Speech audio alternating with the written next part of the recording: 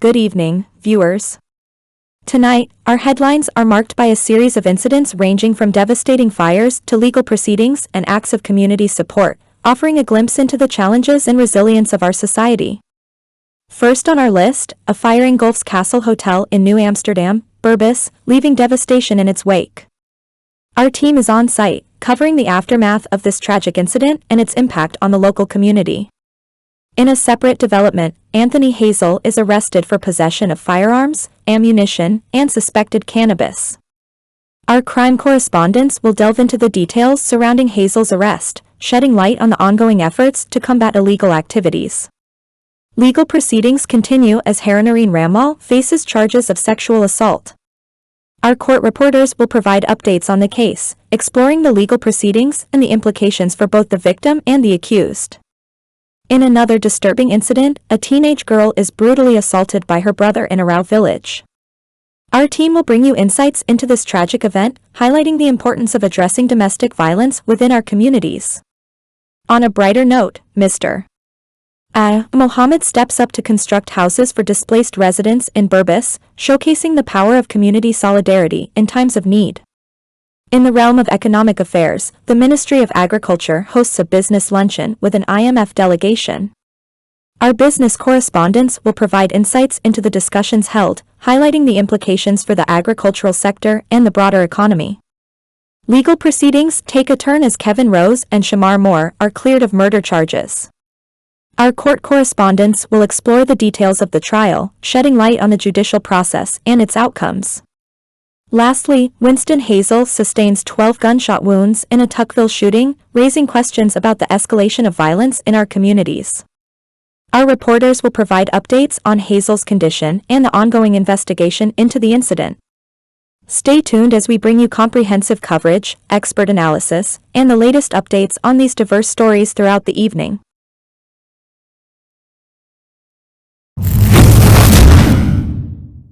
Fire engulfs Castle Hotel in New Amsterdam, Berbice.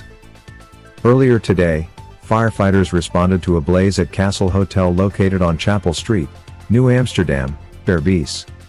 The incident, which occurred at approximately 4:37 p.m., prompted a swift and coordinated response from emergency services.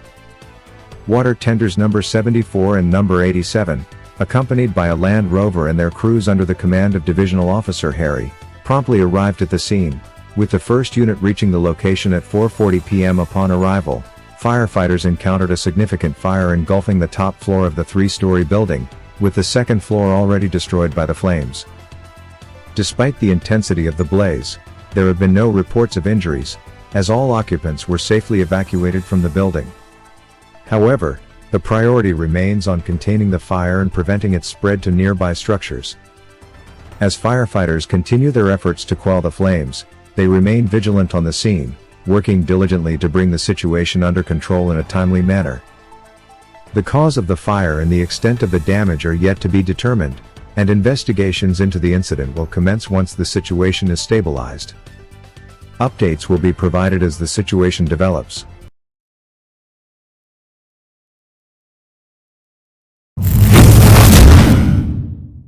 Winston Hazel arrested for possession of firearms, ammunition, and suspected cannabis. In a targeted operation conducted by a team of police officers from Regional Division 4C, Winston Hazel, a 27-year-old construction worker residing in Hope, East Coast Demerara, was apprehended at his residence. The operation, led by a gazetted officer, took place between 1640 and 1700 hours this afternoon, Wednesday, and resulted in the discovery of various incriminating items. During the search of Hazel's premises, law enforcement officers uncovered a one-strap bag containing a significant quantity of ammunition, including 8 12-gauge shotgun cartridges and 4 live .38 ammunition rounds. Additionally, they discovered 8 small transparent containers and a bulky transparent plastic bag filled with leaves, seeds, and stems suspected to be cannabis. Upon being informed of the offenses and cautioned by the police, Hazel allegedly attempted to bribe the officers, offering them $350,000 to resolve the situation. Consequently, he was promptly arrested. Subsequent searches around the house yielded further evidence, including approximately 15 seedlings suspected to be cannabis plants found atop an old minibus in the front yard. Hazel was escorted to the Cove and John police station, where the suspected cannabis was weighed, totaling 42 grams. The tray with suspected cannabis plants and the bag containing the incriminating items were duly lodged as evidence. Notably, Jamal Hazel was also wanted at the SID headquarters, Major Crimes Investigations Unit, for various offenses, including murder and robbery under arms.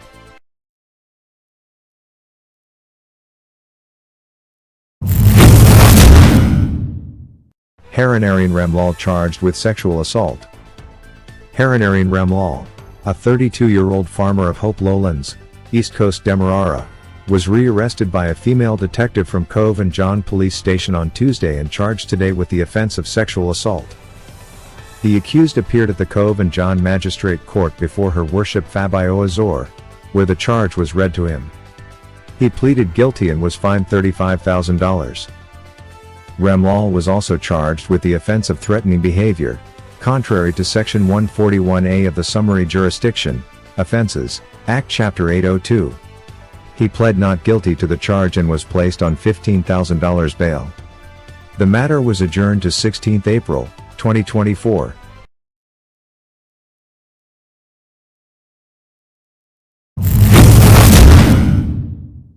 Teenage girl brutally assaulted by brother in Arau village.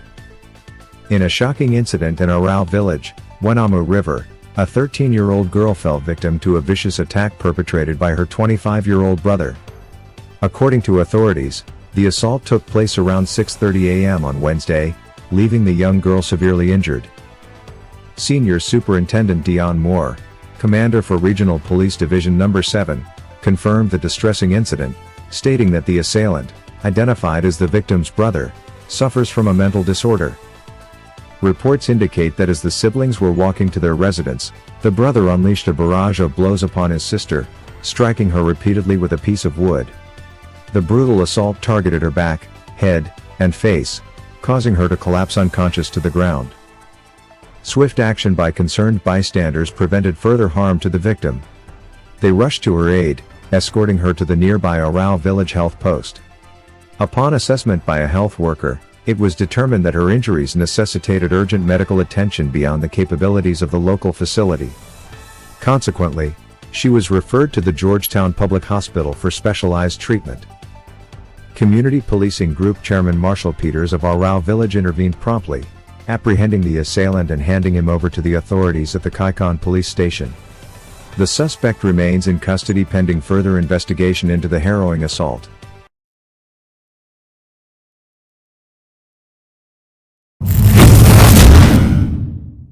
Omesh Chundra receives 14-month sentence in felonious wounding case. On February 14, 2024, Omesh Chundra, commonly known as Dumb Boy, aged 23 and hailing from Riverstown, Sand Essequibo Coast, faced the culmination of legal proceedings stemming from an incident on October 11, 2023. Charged with the offense of felonious wounding, Chundra appeared before Her Worship Miss Esther Sam at the Anna Regina Magistrates Court, virtually from prison. After due deliberation, the court rendered a verdict, finding the defendant guilty of the charges brought against him. In light of the conviction, Chundra received a sentence of 14 months imprisonment, marking the resolution of this legal matter. The case underscores the importance of upholding the law and ensuring accountability for acts of violence within the community. Through the diligent efforts of the legal system, justice has been served, and Chundra has been held accountable for his actions. As the legal process concludes, it serves as a reminder of the consequences of criminal behavior and the commitment of the judiciary to uphold justice and maintain order in society.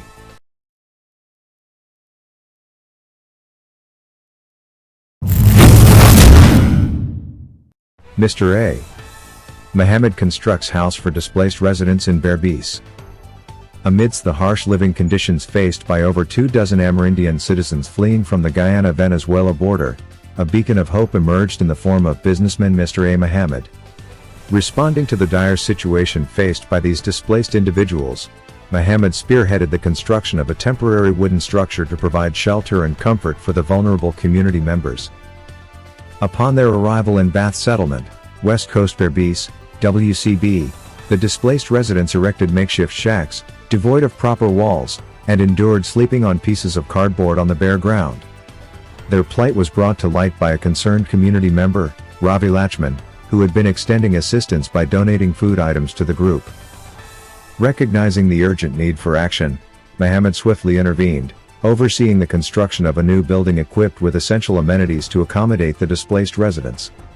In addition to the temporary shelter, Mohammed generously donated 8 mattresses, mosquito nets, bedding sets, pillows, groceries, and clothing for the children, significantly improving their living conditions and providing much-needed relief. During the handover ceremony at Bath Settlement, Mohammed emphasized the importance of resilience and optimism in overcoming challenges, urging the displaced residents not to lose hope amidst adversity. He underscored the significance of education for the children and encouraged the community members to seize the support provided and strive for a better future. Mohammed expressed gratitude towards Ravi Lachman and the dedicated team who contributed to the construction efforts, completing the project within a remarkable 2-day timeframe. Their commitment and hard work ensured the swift completion of the new structure and the transformation of the surrounding area into a habitable environment. The philanthropic initiative led by Mohammed exemplifies the power of compassion and collective action in addressing the needs of vulnerable communities. As the displaced residents settle into their new abode, Mohammed's gesture serves as a testament to the potential for positive change when individuals and communities unite to uplift those in need.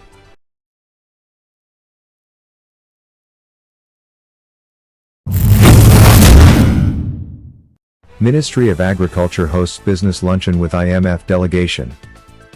Agriculture Minister, Honorable Zulfikar Mustafa, led a high-level team from the Ministry of Agriculture in hosting a business luncheon to engage with a delegation from the International Monetary Fund, IMF. The IMF delegation was headed by its Deputy Managing Director, Mr. Kenji Okamura. The luncheon provided a platform for fruitful discussions on the latest developments within Guyana's agriculture sector. Minister Mustafa delivered a comprehensive overview of recent advancements, highlighting the sector's remarkable growth and transformation over the past 3 years. Emphasis was placed on Guyana's pivotal role in CARICOM's regional food security agenda, with a focus on national projects aligned with CARICOM's Vision 25 by 2025. The IMF delegation, comprising distinguished members such as Executive Director Afonso Bevilacqua, Advisor to the Deputy Managing Director Chad Steinberg, and Chief of Mission Alina Carrare, engaged actively in the discourse, contributing valuable insights and perspectives. Notable attendees from the Ministry of Agriculture included Director General Madanlal Ramraj, Permanent Secretary, Ag, Dacia Ferguson, and Chief Technical Officer George Jervis. The event also saw the participation of esteemed representatives from other key entities, including Chairman of the National Drainage and Irrigation Authority Lionel Wordsworth and Registrar of the Pesticide and Toxic Chemicals Control Board Tricia David. Furthermore, the Ministry of Finance was represented by Director of Projects Tarachand Balgavan, underscoring the collaborative effort between government entities to drive sustainable agricultural development. The presence of private sector representative David Fernandez underscored the importance of public-private partnerships in advancing Guyana's agriculture sector.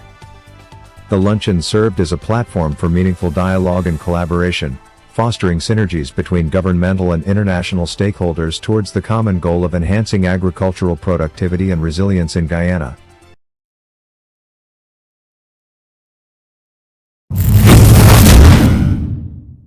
Kevin Rose and Shamar Moore cleared of murder charges. In a recent development, Kevin Rose, 26, of Diamond, East Bank Demerara, and Shamar Moore, 27, formerly of Parfait Harmony, West Bank Demerara, were acquitted of the 2019 execution-style killing of Patrick Matthew Fraser, known as White Boy. The verdict was delivered on Wednesday by a 12-member jury at the Demerara High Court after 2 hours of deliberation. Rose and Moore had been on trial before Justice Priya Sunaran Behari, facing an indictment alleging their involvement in Fraser's murder during a robbery on May 9, 2019, at Norton Street, Bagostown, East Bank Demerara. Throughout the trial, both defendants vehemently denied the charges leveled against them. The jury's decision to return a unanimous not guilty verdict effectively clears their names of any involvement in the crime. The incident, which occurred at an abandoned house reputed as a drug yard in the community, saw Fraser fatally shot while consuming alcohol with friends around 20-30 hours. Despite being rushed to the Diamond Diagnostic Center by a friend, Fraser succumbed to his injuries while undergoing treatment. Fraser sustained gunshot wounds to his right upper leg and right side rib, with the latter piercing through his left side. Evidence recovered from the crime scene included a .32 spent shell, a warhead, a pair of black and orange slippers, and a white polo cap, shedding light on the circumstances surrounding the tragic event. As Rose and Moore are exonerated of the charges against them, the conclusion of this trial marks a pivotal moment in their legal ordeal, offering closure and vindication in the face of grave accusations.